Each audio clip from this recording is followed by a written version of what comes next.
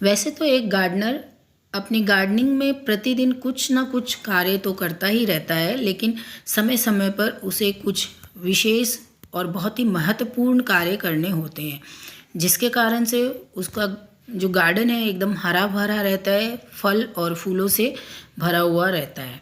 हमें हमारे गार्डन से ढेरों फूल और फल मिलते हैं और गार्डनिंग करने का उद्देश्य जो है उसकी प्राप्ति भी हमें होती रहती है। तो ऐसे ही महत्वपूर्ण कार्य में से एक महत्वपूर्ण कार्य है वो है सीडलिंग मिक्स तैयार करना। सीडलिंग मिक्स यानी कि मिट्टी का ऐसा मिश्रण जिसमें हमारे बीज बहुत आसानी से जर्मिनेट हो जाएं, हम जो भी बीज लगाएं वो जर्मिनेट हो जाए और बहुत आसानी से पौध हमारे तैयार हो जाए। एक हमारे पास स्वस्थ उत्तम उच्च कोटि का पौध तैयार हो, यानी कि हमें अधिकतर जो भी पौधे लगाने हैं उसकी हमें नर्सरी तैयार करनी है। नर्सरी के द्वारा हम बहुत ही स्वस्थ पौध या सैपलिंग तैयार करते हैं। इन सैपलिंग को फिर हम बड़े कंटेनर्स में ट्रांसफ़र करते हैं और ट्रांसफ़र करने के बाद जब हमारे ये पौधे बढ़ते हैं, इनकी ग्रोथ अच्छी होती है और इनमें ढेरों फूल या फल लगता है। जिसकी भी पौधे आप लगा रहे हैं इनमें ढेरों फल आते हैं, फूल आते हैं, तो आप जिस कारणवश गार्डनिंग कर रहे हैं उसकी आपको प्राप्ति होती है और आपको बहुत आनंद आता है। तो अब आप समझ ही गए होंगे कि हम आज के वीडियो में सीडलिंग मिक्स के विषय पर चर्चा करने जा रहे हैं। आज के वीडियो में मैं आपको सीडलिंग मिक्स तैयार करना बताऊंगी और मैं 3 प्रकार के सीडलिंग मिक्स बना करके आज आपको दिखाऊंगी और तीनों में से किसी भी प्रकार में मैं ना तो कोकोपीट का उपयोग करने वाली हूँ और ना ही मैं वर्मी कंपोस्ट का उपयोग कर रही हूँ।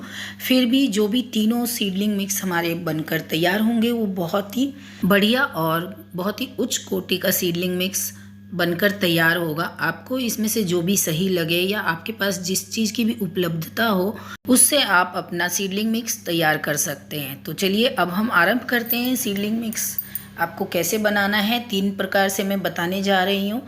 नमस्कार दोस्तों, पुनः हार्दिक स्वागत करती हूँ आप सबका अपने YouTube चैनल SK गार्डनिंग में। हम सीडलिंग मिक्स बनाना आरंभ करें उससे पहले एक छोटा सा निवेदन आप सबसे। यदि वीडियो में दी गई जानकारी पसंद आए तो वीडियो को लाइक कर दीजिए और चैनल को सब्सक्राइब भी अवश्य कर लीजिए। वैसे तो आप बीजों को कहीं भी मिट्टी में डाल देंगे तो बीज अवश्य जर्मिनेट हो ही जाते हैं। जैसे कि मैं कई कंटेनर्स में अपने बीजों को जर्मिनेट करती हूँ और ऐसे भी पौध मैं तैयार करती हूँ। लेकिन जब आपको एक साथ बहुत सारे पौध चाहिए तब आपको नर्सरी तैयार करनी पड़ती है और इस तरह हम जब कंटेनर्स में साइड में डाल के पौध तैयार करते तो कई बार हमारे कई सारे पौध ख़राब भी हो सकते हैं, क्योंकि हमारे कंटेनर्स में बहुत अधिक न्यूट्रिशन की मात्रा होती है और पौध को जो नए पौधे होते हैं, छोटे पौधे होते हैं, उनको इतनी न्यूट्रिशन की आवश्यकता नहीं होती है। तो दोस्तों सबसे पहले तो जिस मीडिया से भी हम अपना सीडलिंग मिक्स या सीड स्टार्टर तैयार कर रहे हैं उस सबको हमें अच्छे से छान लेना है। एक छन्नी की सहायता से मैं इस पुरानी सी टोकरी से इन सबको छान लूँगी। सबसे पहले मैंने किचन वेस्ट कंपोस्ट लिया है, क्योंकि मैं किचन वेस्ट कंपोस्ट का उपयोग करने वाली हूँ सीडलिंग मिक्स में। छानने के लिए मैं यहाँ पर आपसे इसलिए कह रही हूँ कि हम जिस भी पॉटिंग मीडिया का उपयोग करेंगे उसमें जितने भी अनइवन मटेरियल्स हैं वो सब हम छानने की प्रक्रिया से अलग कर सकते हैं और फिर हमारे पास जो बचता है वो एक इवन बहुत ही अच्छा मीडिया बचता है। तो एक एक करके आप जिस जिस मीडिया का उपयोग करने जा रहे हैं उन सबको अच्छे से छान लीजिए। मैंने यहाँ पर ये गोबर की खाद ली है, इसे भी मैंने छान लिया है अच्छे से और देखिए कितना अच्छा हमारे पास जो एक जैसे मटेरियल इकट्ठा हो गया है। अब ये हमारी सीड स्टार्टर के लिए बहुत ही ज़्यादा उपयोगी है और मैं यहाँ पर लीफ मोल्ड का भी उपयोग करने वाली हूँ, तो इसे भी मैं अच्छे से मैश करके पूरा छान लूँगी। तो आप अच्छा सीडलिंग मिक्स तैयार करना चाहते हैं तो उसके लिए इस तरह से सभी जिन भी मीडिया का आप उपयोग करने वाले हैं उन सबको अच्छे से छान करके एक इवन मटेरियल्स को अलग कर लीजिए। एक प्रकार के हमें मटेरियल्स मिल जाएंगे जिससे हमारा बहुत ही बढ़िया सॉइल मिक्स सीडलिंग मिक्स बनकर तैयार होगा। और सीडलिंग मिक्स हमारा ऐसा होना चाहिए कि एकदम पोरस भी हो, साथ ही में एट द सेम टाइम वो पानी को होल्ड भी कर सके, ड्रेन आउट भी हो, पानी होल्ड भी हो सके। मिट्टी हमारी या सीडलिंग स्टार्टर जो हम तैयार कर रहे हैं वो बहुत हल्की हो, लाइट वेट हो, एट द सेम टाइम वो सॉगी ना हो, एकदम चिपचिपा ना हो। तो आइए देखते हैं हमारे पहले सीडलिंग मिक्स में हम किन चीज़ों को मिलाएंगे। ये हमारा जो पहला सीडलिंग मिक्स है ये मैं सॉइललेस मीडिया से बना रही हूँ। तो सबसे पहले मैंने यहाँ पर देखिए ये लीफ कंपोस्ट लिया है, इसमें मैं ये किचन वेस्ट कंपोस्ट मिला रही हूँ। थोड़ा सा मेरे पास किचन वेस्ट कंपोस्ट है तो एक भाग आपको किचन वेस्ट कंपोस्ट लेना है। इसके साथ ही आपके पास यदि गोबर की खाद है तो एक भाग आप गोबर की खाद ले सकते हैं। तो तीनों को आप बराबर बराबर मात्रा में ले लीजिए। अपने सीडलिंग मिक्स को रोग मुक्त या डिसीज़ रेजिस्टेंट बनाने के लिए मैं यहाँ पर नीम खली मिला रही हूँ। आप इसकी जगह पे किसी प्रकार का भी फंगीसाइड का उपयोग कर सकते हैं। और साथ ही में मैं थोड़ा सा 3 से 4 पिंच बस मैं हल्दी का उपयोग इसमें करने वाली हूँ। तो आप हल्दी भी उपयोग में ला सकते हैं।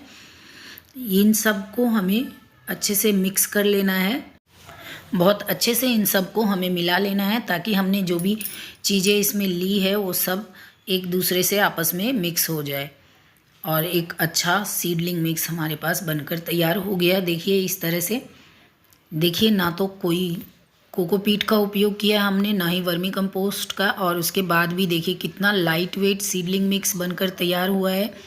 सीड स्टार्टर जो हमारा है ये एकदम पोरस है, बहुत लाइट वेट है और साथ ही में वेल ड्रेन भी है।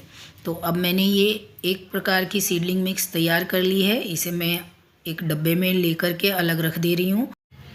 और आप देख पा रहे होंगे कि देखिए हमारा कितना बढ़िया सीडलिंग मिक्स बनकर तैयार हुआ है। तो अब हम दूसरे प्रकार से सीडलिंग मिक्स बनाने जा रहे हैं। देखिए इसमें मैंने जो लिया है सॉइल का उपयोग करूँगी, ये सॉइल लेस मीडिया नहीं है।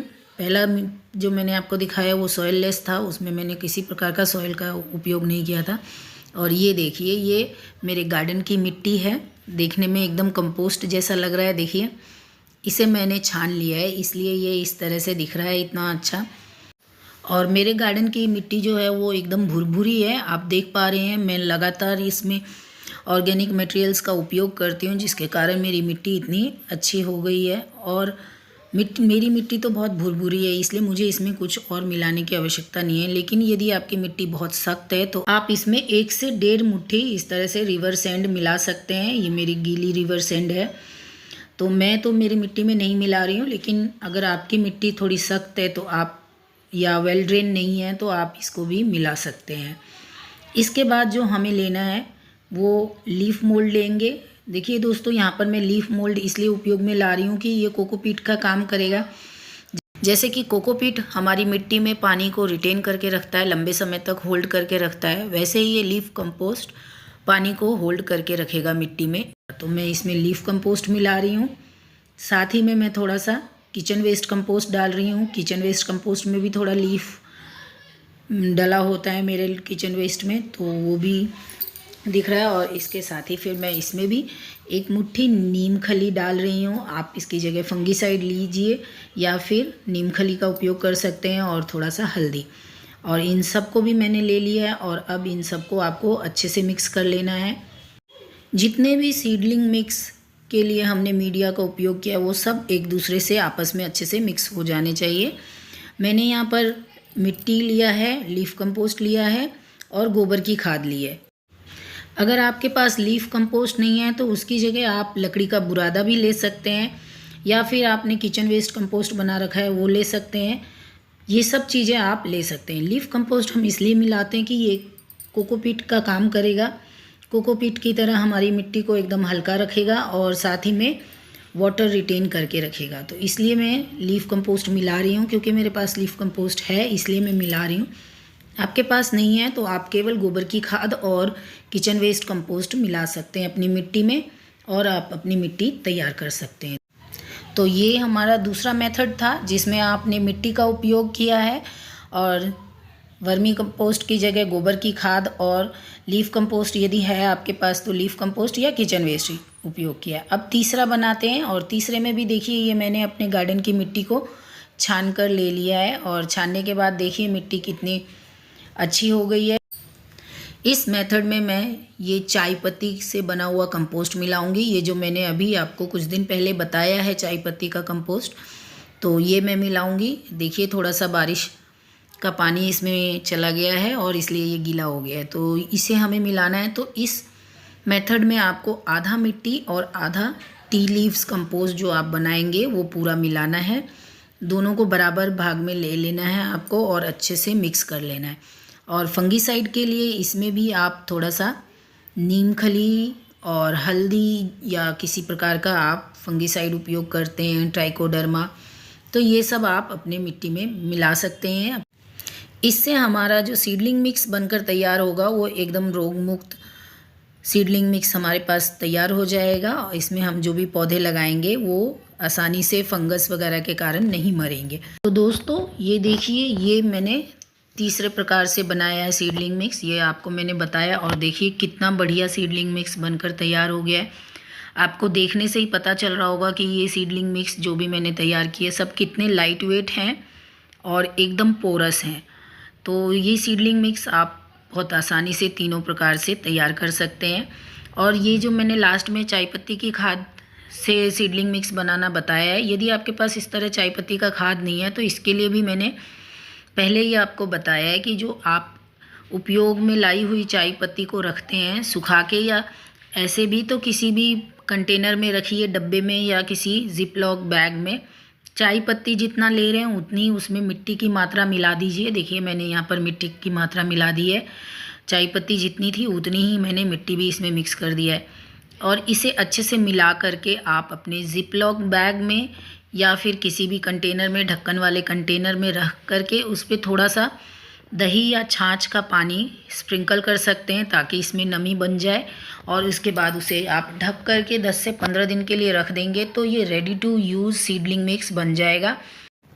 और जब आप इसमें बुआई करें तो इसमें एक मुट्ठी नीम खली भी मिला सकते हैं एज ए फंगीसाइड, और ये ready to use seedling mix आपके पास बनकर तैयार हो जाएगा। तो इस प्रकार से मैंने देखिए 3 प्रकार से सीडलिंग मिक्स बनाया है। एक मैंने सॉयल लेस मीडिया बनाया है और 2 मैंने सॉयल मीडिया के साथ बनाया है। सॉयल मीडिया में मैंने ना तो वर्मी कंपोस्ट मिलाया है ना कोकोपीट मिलाया है। उसके बाद भी देखिए मेरी सीडलिंग मिक्स कितनी भुरभुरी है, कितनी लाइट वेट है, कितनी पोरस है और सेम टाइम ये वाटर को भी रिटेन करता है। तो ये तीनों ही प्रकार से आप सीडलिंग मिक्स बना सकते हैं। आपके पास इसमें से जो भी चीज़ उपलब्ध है आप उसका सीडलिंग मिक्स तैयार कीजिए, बहुत ही अच्छा रिज़ल्ट आपको मिलेगा। दोस्तों अब आप इन सीडलिंग मिक्स में जो भी बीज लगाएंगे तो उनको जब आपको पानी देना है तो आप हमेशा पानी देने के लिए स्प्रे बॉटल का ही उपयोग करें, क्योंकि हम जब फोर्स में पानी देते तो हमारे बीज सारे इधर उधर हो जाएंगे और फिर उसको जर्मिनेट होने में समय लग सकता है या हमारे बीज ख़राब भी हो सकते हैं। जैसा कि आप देख रहे हैं, ये देखिए मैंने इस कंटेनर में सीड डाल रखे हैं और अगर हम नॉर्मल पानी डालेंगे पाइप से या मग से तो वो हमारे बीज सारे इधर उधर हो जाते हैं। इसलिए जब भी हम सीडलिंग मिक्स में पानी डालें स्टार्टिंग में, जब तक हमारे जर्मिनेट नहीं हो रहे सीड तब तक हमें उसे स्प्रे बॉटल से ही पानी डालना है। और बीज लगाने के बाद एक बार पानी देने के बाद आपको पानी तभी देना है जब आपकी मिट्टी थोड़ी ड्राई दिखे आपको, अदरवाइज़ आपको पानी नहीं देना है, वरना आपके बीज जो हैं वो ख़राब हो सकते हैं। दोस्तों पानी, वायु और तापमान के अलावा आपने यदि अच्छा सीडलिंग मिक्स तैयार कर लिया तो आपके जो नर्सरी तैयार होती है, पौध तैयार होते हैं, वो बहुत ही स्वस्थ पौध तैयार होते हैं। और जब आप उन स्वस्थ पौधों को ट्रांसफ़र करते हैं बड़े कंटेनर्स में तो उनसे आपके बहुत अच्छे पौधे होते हैं, उनकी ग्रोथ बहुत अच्छी होती है, उनमें फ्लावरिंग और फ्रूटिंग बहुत अधिक मात्रा में आती है। आप देख सकते हैं ये मैंने सितंबर में मूली लगाए हैं और ये राजमा बीन्स भी उसी में समय लगाया था। बाकी सारी सब्जियां, पुरानी सब्जियां भी देखिए अभी तक अच्छी फ्रूटिंग कर रहे हैं। ये मिर्ची के पौधे पुराने हैं, इनमें भी अच्छी फ्रूटिंग हो रही है। तो आपके पौधे जब स्वस्थ होंगे तो उनमें फ्रूटिंग भी बहुत अधिक होगी। जैसा कि आप मेरे गार्डन में अभी देख रहे हैं, ये सब अभी लगे हुए हैं। तो बस आज की वीडियो में ये सीडलिंग मिक्स पर जानकारी आपसे साझा करनी थी, क्योंकि अभी हमें बहुत सारी पौध लगाने हैं, नर्सरी तैयार करने हैं। अक्टूबर मिड तक हम आसानी से पौध तैयार कर सकते हैं और बिना वर्मी कंपोस्ट, बिना कोकोपीट के आप कैसे तैयार करेंगे, ये जानकारी आपसे शेयर करनी थी। तो आशा करती हूँ आपको जानकारी पसंद आई होगी।